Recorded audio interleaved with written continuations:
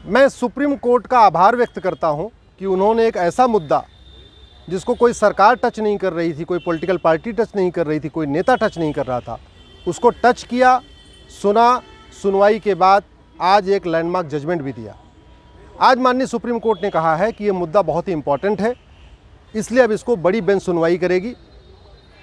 बड़ी बेंच सबसे पहले जो 2013 का सुप्रीम कोर्ट का खुद का जजमेंट है उसको रिव्यू करेगी। हमारा ये कहना है कि जो 2013 का सुप्रीम कोर्ट का जजमेंट है वो जजमेंट ठीक नहीं है। वो सुप्रीम कोर्ट का जजमेंट ये कहता है कि जो बातें मैनिफेस्टो में लिखी हुई है वो करंट प्रैक्टिस नहीं है।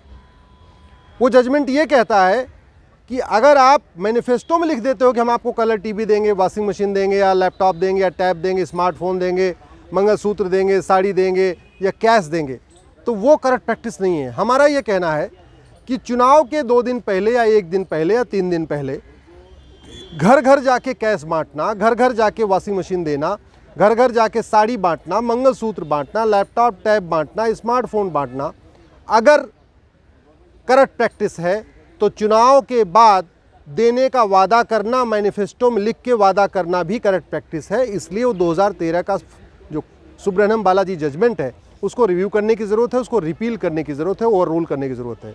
उसके लिए माननीय सुप्रीम कोर्ट तैयार हो गया।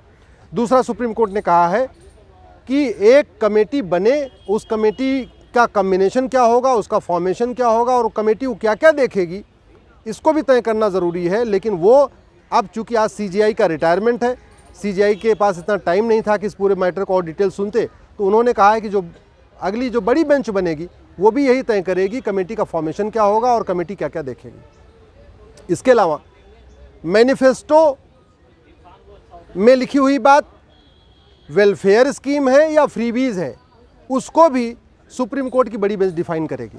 हमारा ये कहना है कि मैनिफेस्टो में वेलफेयर स्कीम जो बातें लिखी जा रही हैं वो बिल्कुल ठीक है, होनी चाहिए, लेकिन वेलफेयर स्कीम और फ्रीबीज को डिफाइन करना बहुत ज़रूरी है। जो बातें, जो स्कीम्स फंडामेंटल राइट को प्रोटेक्ट करने के लिए लागू की जाती हैं या लागू करने का वादा किया जाता है वो वेलफेयर स्कीम है। जो स्कीम डायरेक्टिव प्रिंसिपल को इम्प्लीमेंट करने के लिए लागू की जाती हैं, लागू करने का वादा किया जाता है, वो भी वेलफेयर स्कीम है। लेकिन जिन स्कीम्स का फंडामेंटल राइट और डायरेक्टिव प्रिंसिपल से कोई लेना देना नहीं है वो मुफ्तखोरी है, फ्रीबीज है, हरामखोरी है। फंडामेंटल राइट हमारा ये कहता है इस देश में ऐसी न्यायिक व्यवस्था हो कि मुकदमों का फटाफट निपटारा हो जाए। 5 करोड़ मुकदमे चल रहे हैं इस समय तहसील से लेकर सुप्रीम कोर्ट तक। 5 करोड़ मुकदमों से 5 करोड़ परिवार टेंशन में है। 5 करोड़ परिवार का मतलब एक परिवार में 6 आदमी रखिए, माता पिता और 2 बच्चे, तो 30 करोड़ लोग, यानी 30 करोड़ लोग इस समय मुकदमे से टेंशन में हैं। उनको तारीख पे तारीख मिल रही, न्याय नहीं मिल रहा है।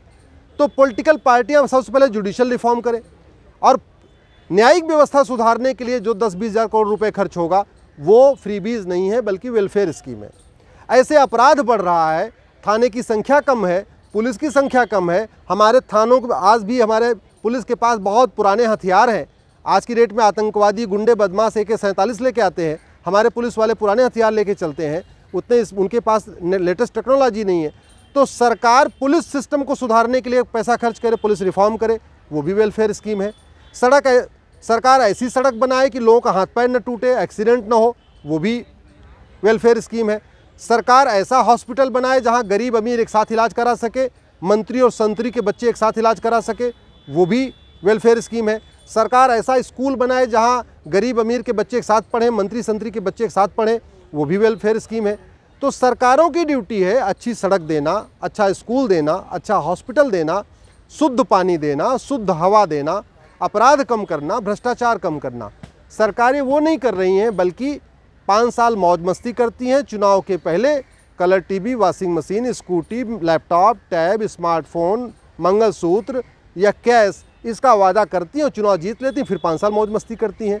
इन गलत नीतियों के कारण राज्यों पे 70 लाख करोड़ का कर्जा हो चुका है, केंद्र के ऊपर 80 लाख करोड़ का कर्जा है, दोनों मिला दीजिए तो 150 लाख करोड़ का कर्जा है। तो भारत के ऊपर 150 लाख करोड़ का कर्जा है। सरकार के पास वेतन, भत्ता, पेंशन देने का पैसा नहीं है। सरकार के पास अच्छा जो गवर्नमेंट हॉस्पिटल बदहाल है उसको सुधारने का पैसा नहीं है।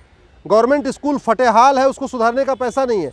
लेकिन कलर टीवी, वॉशिंग मशीन देने का पैसा है, मिक्सर जूसर ग्राइंडर देने का पैसा है, साड़ी बांटने का पैसा है, स्मार्टफोन देने का पैसा है।